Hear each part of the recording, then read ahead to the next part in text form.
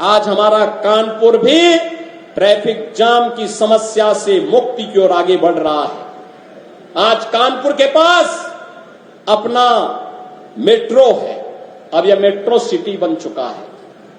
बहन और भाइयों, इस सीसा मऊ में ही कितना बड़ा सीवर का नाला मां गंगा में उड़ेला जाता था।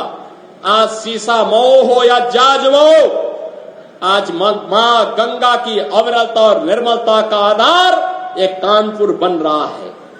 जो कानपुर कभी माना जाता था कि गंगा की गंदगी के लिए कानपुर को दोषी ठहराया जाता था, आज वह कानपुर एक मॉडल तैयार कर रहा है। और इसीलिए मैं आज आपसे कहने के लिए आया हूं कि बहनों और भाइयों, विकास भी होगा, सुरक्षा भी होगी।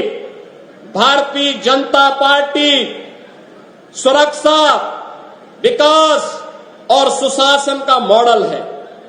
प्रधानमंत्री मोदी जी ने मॉडल हमें दिया, उनके मार्गदर्शन और नेतृत्व में इस मॉडल को लेकर के भारतीय जनता पार्टी आगे बढ़ रही है। एक तरफ यह कार्य पूरी प्रतिबद्धता के साथ हो रहा है, तो दूसरी तरफ हम लोगों ने प्रदेश के अंदर नए उद्यम लगा करके रोजगार सृजन की कार्रवाई को आगे बढ़ाया है। लखनऊ कानपुर के बीच में ग्रीनफील्ड एक्सप्रेसवे का बनना, यह इस विकास की रफ्तार को और तेज करने जा रहा है। गंगा एक्सप्रेसवे जो मेरठ को कानपुर और लखनऊ के बीच से होते हुए प्रयागराज तक जोड़ने जा रहा है, यह भी यहां के विकास का आधार बनने जा रहा है। डिफेंस मैन्युफैक्चरिंग कॉरिडोर यहां का आधार बनने जा रहा है। बहनों और भाइयों, आज विकास का क्या मॉडल होना चाहिए, यह उत्तर प्रदेश तय करता है। आज सुशासन का मॉडल क्या होना चाहिए, उत्तर प्रदेश तय करता है। कानून व्यवस्था कैसे होनी चाहिए, आज ये उत्तर प्रदेश तय करता है। लेकिन इससे पहले के दृश्य क्या थे? बहनों और भाइयों, मैं भी आ रहा था, कार्यक्रम स्थल पर आ रहा था, और जैसे ही मैंने वित्त मंत्री से पूछा, हम दोनों एक ही गाड़ी में थे, मैंने कहा खन्ना जी आपने इस इमारत को देखा है, क्या है? खन्ना जी ने कहा हां, यही लाल इमली है। बहनों और भाइयों, कानपुर की लाल इमली जो कानपुर की पहचान बन चुकी थी, क्यों बंद हो गई? एक कांग्रेस के बेईमानी और भ्रष्टाचार का एक स्मारक बन चुका है। जहां यहां के नौजवानों को नौकरी और रोजगार मिलना चाहिए था, हजारों लोगों के परिवारों का पेट पलता, आज वो इनके भ्रष्टाचार का एक स्मारक बन करके चिढ़ा रहा है। लेकिन हमारी सरकार ने तय किया है, लाल इमली का पुनरुद्धार करने के एक बड़े पैकेज के साथ हमारी सरकार आगे बढ़ने जा रही है। बहनों और भाइयों, आपने डबल इंजन की सरकार उत्तर प्रदेश के अंदर देखी है। सरकार ने सुरक्षा का, सुशासन का और विकास का एक मॉडल दिया है, और ये मॉडल इस रूप में दिया है जिससे आपका वर्तमान भी उज्जवल हो और भविष्य की एक नई अभिलाषा के साथ, आकांक्षा के साथ आप आगे बढ़ सके। और इस विश्वास के साथ आज डबल इंजन की सरकार प्रदेश के अंदर कार्य कर रही है। आपने 2017 के पहले के उत्तर प्रदेश को भी देखा है। 2017 के पहले उत्तर प्रदेश अपनी पहचान के लिए मोहताज था। अराजकता चरम पर थी, गुंडागिर्दी उत्तर प्रदेश की पहचान बन चुकी थी। हर पर्व और त्योहार के पहले दंगे होते थे, बेटी और व्यापारी दोनों सुरक्षित नहीं थी। प्रदेश के अंदर कोई आना नहीं चाहता था, और जो नौजवान उत्तर प्रदेश के बाहर जाता था उसके सामने स्वयं पहचान का संकट खड़ा हुआ था।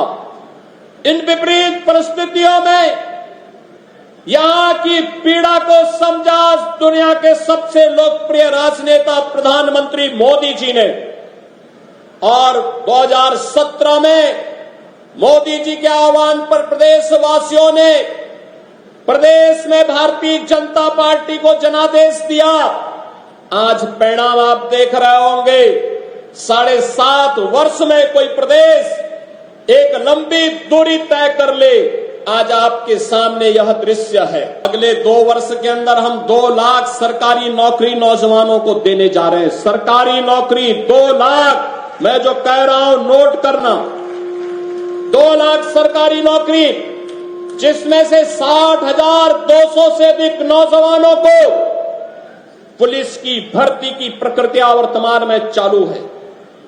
23, 24, 25 और फिर कल और परसों ये 5 दिनों में ये रिटर्न परीक्षा हो रही, लिखित परीक्षा हो रही है। और परीक्षा आप देख रहे होंगे, परिंदा भी पर नहीं मार सकता। और अगर किसी ने दुस्साहस किया सेंध लगाने का, तो कैसे कहीं का भी हो, उसको उठा करके फिर सदैव के लिए जेल के अंदर बंद करने की कार्रवाई, आजीवन कारावास की सजा, 1 करोड़ रुपए तक जुर्माना, संपत्ति की जब्तीकरण की कार्रवाई के साथ जोड़ रहे हैं। और अकेले उत्तर प्रदेश पुलिस अगले 2 वर्ष के अंदर 1 लाख नौजवानों की भर्ती करने जा रहा है।